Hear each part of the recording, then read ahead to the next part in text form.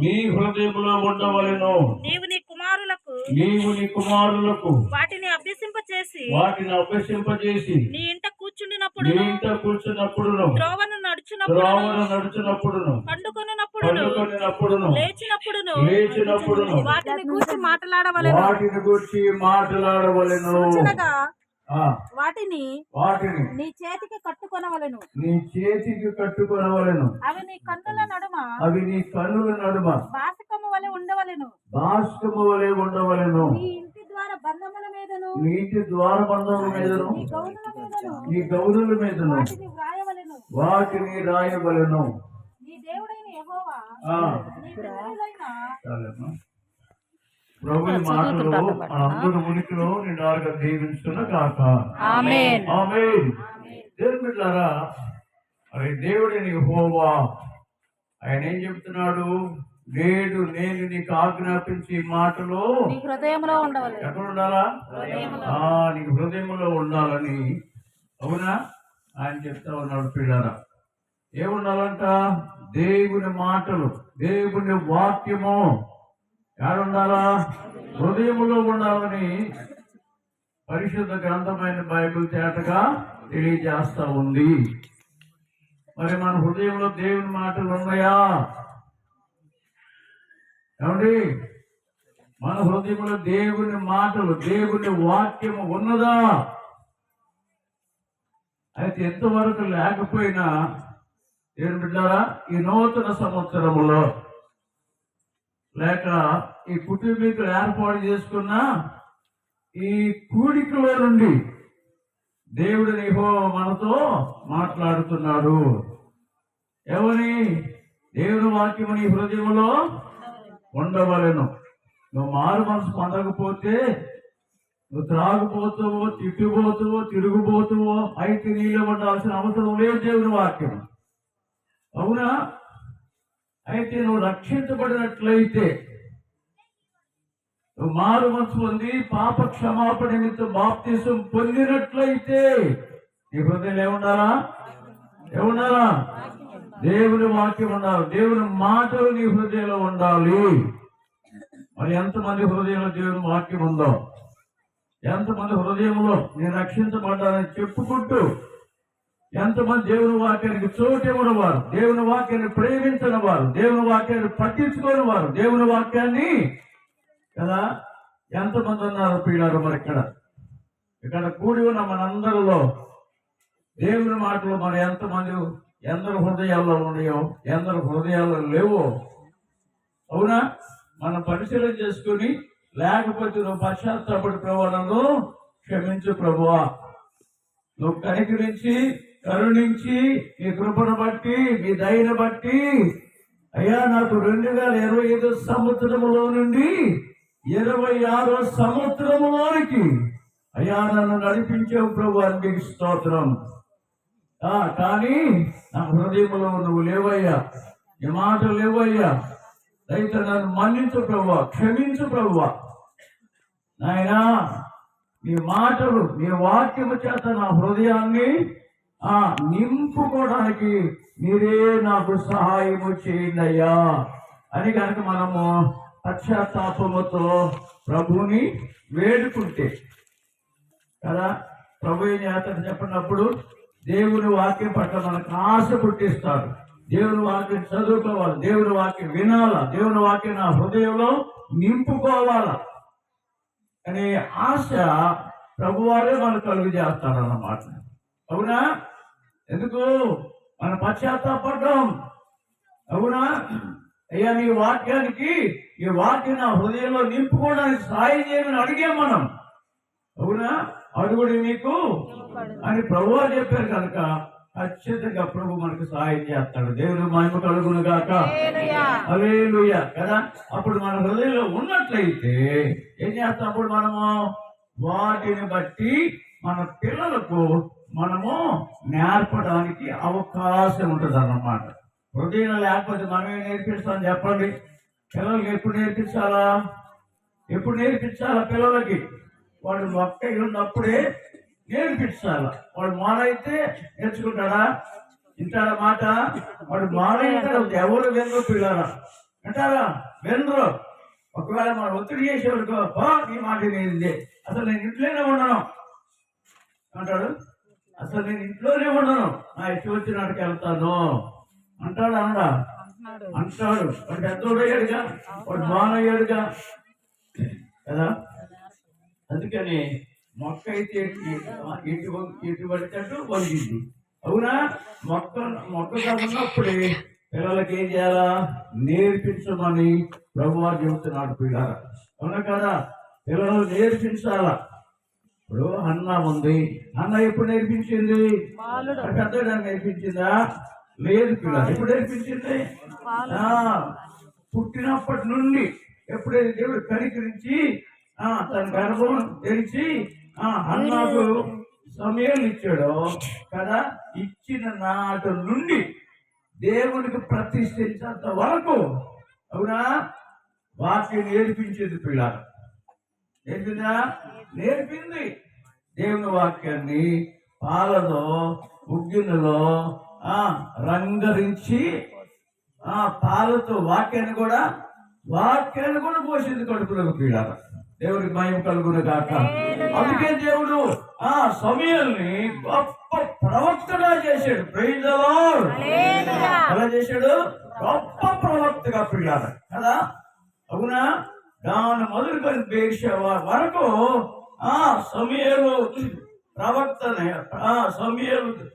సమూయేలుతో దేవుడు మాట్లాడుతున్నాడు కదా అనే విషయాలు ఇశ్రాయేలుకి అందరికి తెలిసిపోయింది అన్నమాట. పిల్లలు అంతకుముందు అక్కడ సేవ అంతా పాడైపోయింది. అక్కడ ఎవరు రావడం లేదు. పిల్లలు ఎందుకని? అంతకుముందు ఎవరున్నారు ప్రవక్తగా? ఏలి. ఎవరున్నారు? ఏలి ఉన్నాడు. పిల్లలు ఏలికి ఎంతమంది కుమారులు? 2 కుమారులు, హోప్ని అన్నమాట. పిల్లలు వాళ్ళు ఏం చేస్తున్నారు? వాళ్ళు దొంగలు, వాళ్ళు వ్యభిచారులు. వాళ్ళకి దేవుని భయం లేదు.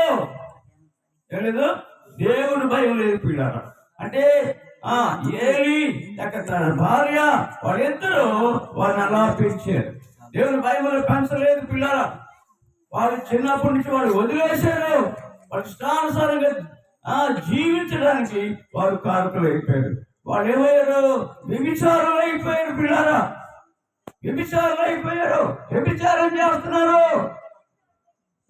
చూసారా? అందుకని దేవుడు వాళ్ళిద్దరిని ఏం చేశాడు తెలుసా? యుద్ధ భూమిలో వాళ్ళిద్దరిని ఫిలిష్తీయుల చేతికి అప్పగించాడు. ఒక్కసారి ఇద్దరు ఏమయ్యారు? చనిపోయారు అన్నమాట. పిల్లలు ఇద్దరు మరణించారు. కారణం దాని కారకులు ఎవరు? వాళ్ళ తల్లిదండ్రులు అండి. ఎవరమ్మా? వాళ్ళ తల్లిదండ్రులు. ఎందుకంటే వాళ్ళకి దేవుని వాక్యం నేర్పల, వాళ్ళ దేవుని భయంలో పెంచల, వాళ్ళ ఇష్టానికి వదిలిపెట్టారు. పిల్లలు అందుని బట్టి వాళ్ళ ఇష్టం వచ్చినట్లుగా జీవించారు, వాళ్ళ ఇష్టం వచ్చినట్టు ప్రవర్తించారు కదా. పిల్లలు ఏమైపోతారు? ఇప్పుడు ఎంతమంది త్రాగుబోతులు అయిపోతున్నారు. మనమేమో దేవుని మందిరంలో ఉంటాము, మన పిల్లలేమో కదా డొంకల్లో ఏమంటారు? ఇప్పుడు ఈ టైంలో ఏమంటారు చెప్పండి? ఏమంటారు? ఆ డొంకల్లో ఏమండి త్రాగుబోతులై. పిల్లల మన పిల్లలే వాళ్ళు, మన పిల్లలు కదా. ఆలోచించాలి దేవుని పిల్లలు కనుక. దేవుని వాక్యం చెబుతుంది, జ్ఞానవంతురాలు ఏం చేస్తుంది? పాడు చేసుకుంటుందా? కుటుంబాన్ని పిల్లలు వదిలిపెట్టిద్దా? ఎవరు రాకుండా జ్ఞానవంతులవుతాను ఇల్లు కట్టును. 3 రాళ్ళు ఏం చేస్తుంది? ఇప్పుడు మనం ఎవరు? మరి ఇద్దరులో మనం 3 రాళ్ళమా జ్ఞానవంతులమా? ఏమండి? ప్రార్థన చేస్తాం, పాటలు పాడతాం, ప్రార్థన చేస్తాం, ఆరాధన చేస్తాం, ప్రభు వాళ్ళలో పాలు పొందుతాం. అవునా? మరి మన పిల్లల సంగతి ఏంటి? మరి ఏంటి మన పిల్లల సంగతి? ఆలోచించి ఎప్పుడైనా ఆలోచించావా? కనుక దేవుని బిడ్డలారా మన కుటుంబాన్ని కట్టుకోవాలా, పిల్లల్ని జాగ్రత్తగా నడిపించుకోవాలా. ఇప్పుడు వాడు త్రాగుబోతాడు, వాడు దొంగయ్యాడు, వాడు వ్యభిచారయ్యాడు, వాడు మాట్లాడతల్లా. అవునా? అందును బట్టి నువ్వు ఏడ్చినా ఉపయోగం లేదు. అవునా? ఏడ్చినా లాభం లేదు. పిల్లల దిగులు పడ్డా లాభం లేదు. అయ్యో నా పిల్లలు అయిపోతున్నాడు దిగులు పడ్డామనుకో ఏమైతుంది? ఏమంటే దిగులు పడితే ఉపయోగం లేదండి. మరి ఏం చేయాలా? ప్రభు సన్నిధిలో ప్రార్థన చేయటం నేర్చుకోవాలా. అవునా? ఇప్పుడు వాడు చేయి దాటిపోయాడు, దిగులు పడ్డా చింతపడ్డా ఏం ఉపయోగం లేదు కదా. అయితే దేవుని సన్నిధికి వచ్చి దేవుని సన్నిధిలో నువ్వు మొరపెట్టుకుంటే, నువ్వు ప్రార్థన చేస్తే కదా ఏం చేస్తాడు దేవుడు? నీ ప్రార్థన ఆలకిస్తాడు పిల్లలు. అవునా కాదా? నీ ప్రార్థన బట్టి ఈ రోజు కాకపోతే రేపైనా వాడు మనసు మారుస్తాడు. దేవుడికి మహిమ కలుగును గాక. వాడు మనసు మారుస్తాడు, వాడు దేవుని సన్నిధికి తీసుకొస్తాడు. అవునా? దేవుడికి అసాధ్యమైంది ఏది లేదన్నమాట పిల్లల. కన్న వాళ్ళకైనా అసాధ్యమైంది కానీ దేవుడికి అసాధ్యమైంది ఏది లేదు పిల్లల కదా. అందుని బట్టి దేవుని బిడ్డలు చింతపడటం కాదు, లేక వాడిని తిట్టడం కాదు, వాడిని శాపనార్థాలు పెట్టడం కాదు. అవునా? తల్లిదండ్రులు శపించకూడదు, పిల్లల్ని దూషించకూడదు, శాపనార్థాలు పెట్టకూడదు కదా. దేవుని బిడ్డలారా, నీ బిడ్డ విషయమై నీ భార్య భర్తలు కానీ నువ్వు కానీ దేవుని సన్నిధిలో ప్రార్థన చేస్తే దేవుడు ఖచ్చితంగా నీ ప్రార్థన వింటాడు. ఆయన వింటాడా? మన ప్రభువుకు మరొక పేరేంటంటే ఆయన ప్రార్థన ఆలకించే దేవుడు. దేవుడికి మహిమ కలుగును గాక. హల్లెలూయా కదా. దేవుడు మన ప్రార్థన ఆలకించే దేవుడు పిల్లారా. ఖచ్చితంగా మన ప్రార్థన వింటాడు ఆయన. మన బిడ్డలు మారుస్తాడు. అచ్చడా తప్పకుండా మారుస్తాడు పిల్లారా. కనుక రాత్రి కాలంలో మరి ఈ బిడ్డలు, ఈ కుటుంబీకులు ఎందుకు ఈ కూటిని ఏర్పాటు చేసుకున్నారు? వాళ్ళ దేవుడు వాళ్ళకి ఇచ్చిన బిడ్డ జాన్వేశ్వరి పుట్టినరోజు. ఏ రోజు ఇది? పుట్టినరోజు పిల్లారా. ఇంతవరకు దేవుడు ఆ బిడ్డని ఎన్ని సంవత్సరాలు కాపాడాడు. అవునా కాదా? ఆరోగ్యం ఇచ్చాడు, ఆయుష్యం ఇచ్చాడు. మరొక కొత్త సంవత్సరంలో తన పుట్టినరోజు జరుపుకోవడానికి ప్రభు వారు సహాయం చేశారు పిల్లారా. అంత మాత్రమే కాదు, దైవజనుల ద్వారా మనకి దేవుని వాక్యం అందించడానికి దేవుడు సహాయం చేశాడు పిల్లారా. అవునా కదా? ఇవన్నీ దేవుడు చేసిన మేలులే. నీవు చేసిన ఉపకారము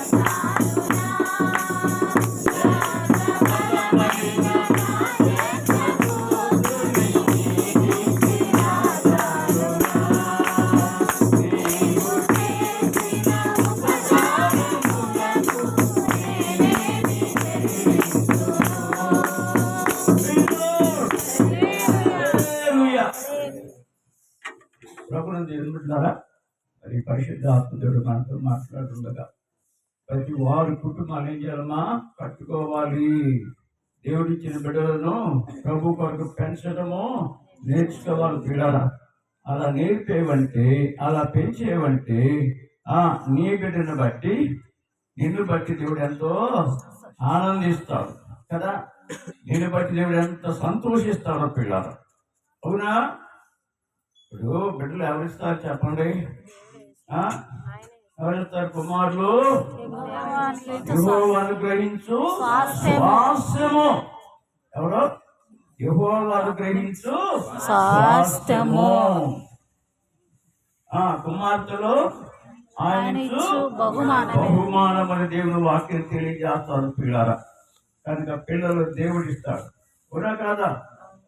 పిల్లలని దేవుడు ఇస్తాడు. ఒక పర్యాయము నేను పల్లతోటి షేపు గారు కోటి కొండకి వెళ్ళాం. ఆ రాత్రి కొండలు గడుపుదాం, రాత్రి ప్రార్థనలు గడుపుదామని వెళ్ళాం. వెళ్తే మమ్మల్ని ఆడగారు పిలిచిన కోతులు, అదే గుంపులు గుంపులు గుంపులు గుంపులు వందల వేల కోతులు ఉన్నాయి అక్కడ. సరే ఏదో చేస్తాం, రాత్రి ఉన్నాము. తెల్లవారిన తర్వాత పైకి ఎక్కాం. అసలు పైకి ఎక్కామన్నమాట. చూద్దాం, మనం ఇప్పుడు చూడలేదు కదా, చూద్దామని పైకి వెళ్ళాము.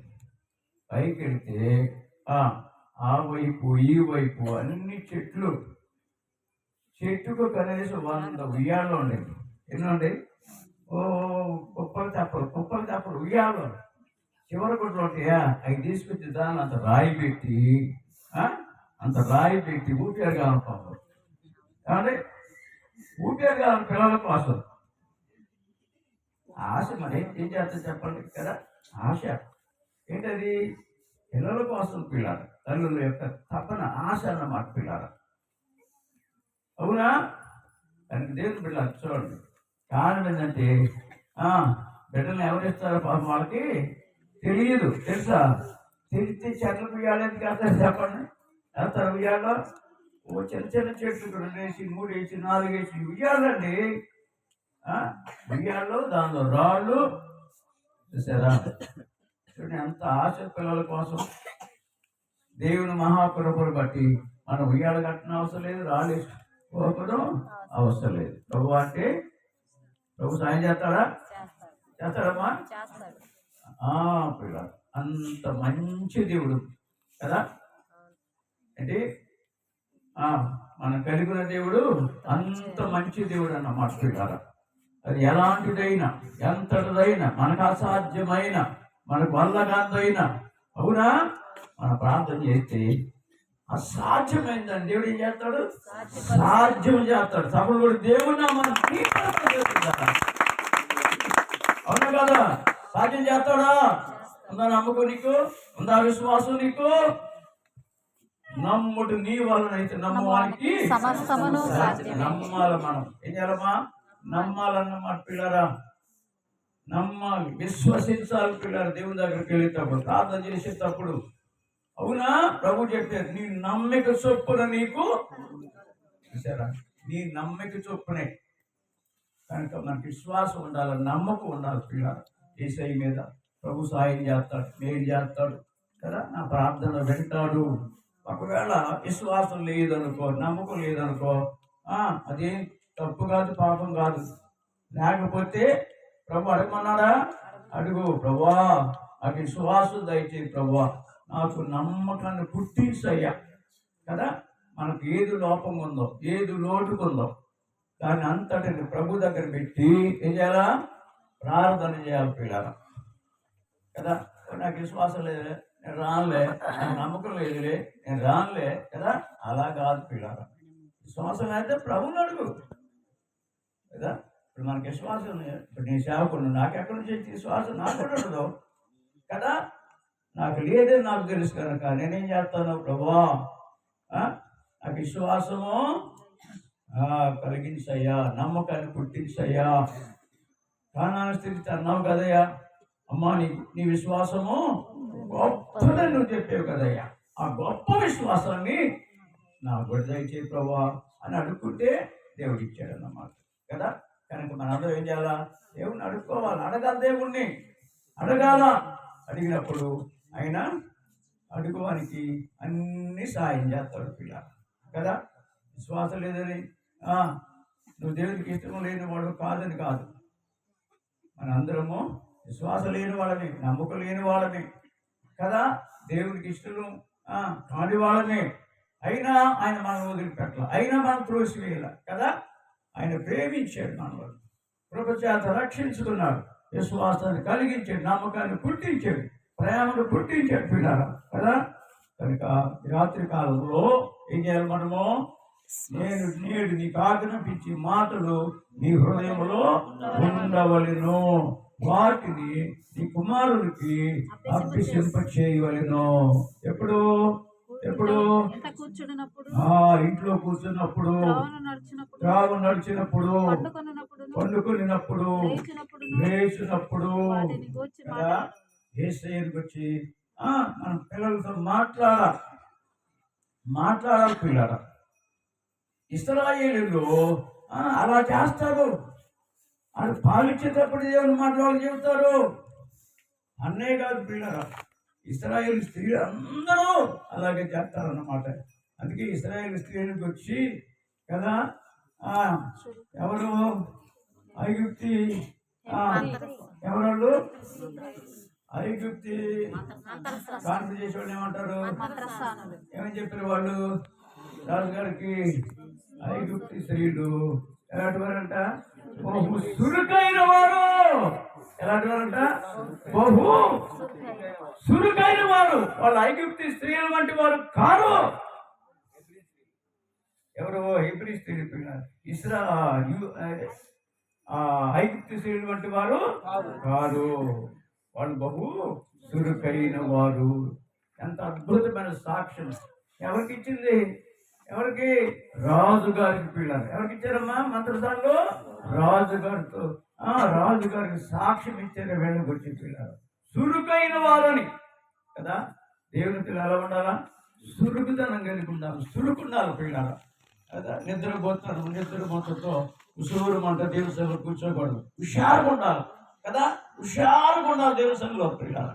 సైతాన్ని చూసినప్పుడు ఇక లాభం లేదులే, ఇక నిద్ర కలిగి నిద్ర బాగులే, వీళ్ళంత చురుగ్గా ఉన్నారు, వాక్యాన్ని అంత ఆశగా వింటున్నారు అని చెప్పి వాడు అనుకోవాలన్నమాట. కనుక అందుని బట్టి దేవుని పెట్టారా వాళ్ళ పిల్లలు కాపాడుకోగలిగారు. అంతసారి ఏం చెప్పాడు? వాళ్ళు మగ పిల్లల కంటే కానుపేట్ల మీదే వాళ్ళు ఏం చేయమన్నారు? చంపేయమని చెప్పాడు పిల్లల మంత్రసాలకి. ఆడపిల్లైతే ఆడదైతే బ్రతకనివ్వండి కదా, మగవాడైతే చంపేయమని చెప్పాడు పిల్లలు. ఎందుకు? వాళ్ళ సంతానం మనకంటే ఎక్కువైపోతుంది, మనకంటే వాళ్ళు ఎదిగిపోతున్నారు. అవునా? ఒకవేళ మనకి యుద్ధంకి వస్తే వీళ్ళు కూడా వాళ్ళతో చేతులు కలిపి మన యుద్ధం చేసి ఇక్కడి నుంచి వాళ్ళు వెళ్ళిపోతారు. ఇక్కడికి అందరూ బట్టి మాకు పిల్లలు చంపేయమని కదా మంత్రసాలకు ఆజ్ఞాపించాడు పిల్లరా. వాళ్ళు దేవునికి భయపడ్డారట. ప్రభుని భయం కలుగును గాక. భయపడ్డారు, దేవునికి భయపడ్డారు. వాళ్ళ చేతుల్లో ఉంది, కానీ దేవునికి భయపడి వాళ్ళు ఆ పని చేయలేదు కదా. దేవుని భయం ఉండాలి మనకు పిల్లల. అవును కదా. రాత్రి కాలంలో మనం పరిశీలన చేద్దాం, పరీక్షించుకుందాం. మన కుటుంబాలు దేవునికి ఇష్టమైనగా ఉండయా, లేక మన ఇష్టానుసారిగా మన కుటుంబాన్ని మనం నడిపించుకుంటున్నామా పరిశీలన చేద్దాం. రాత్రి కాలంలో జానివేశ్వరుని దేవుడు ఎన్ని సంవత్సరాలు? 12 సంవత్సరాలు కదా. 12 దయా కిరీటాలు దేవుడు ఆ బిడ్డకి దయచేసాడు. ఇప్పుడు 13 దయా కిరీటానికి నూతన సంవత్సరంలో. అవునా దేవుని బిడ్డలారా, నూతన సంవత్సరంలో మనం కూడా నూతన పరచబడాలి కదా. మన హృదయం నూతన పరచబడాలి. మన హృదయం ఉన్న ఆ రాతి గుండెలు పోవాలి, మాంసపు గుండెలు మనం పొందుకోవాలి. ప్రభు కొరకు సాక్షులుగా, నమ్మకస్తులుగా ప్రభు కొరకు మనందరము జీవించుదుము గాక. ఆమేన్. ఈ మాటలు ప్రభు వారు మన సమృద్ధిగా ఆశీర్వదించును గాక. ఆమేన్.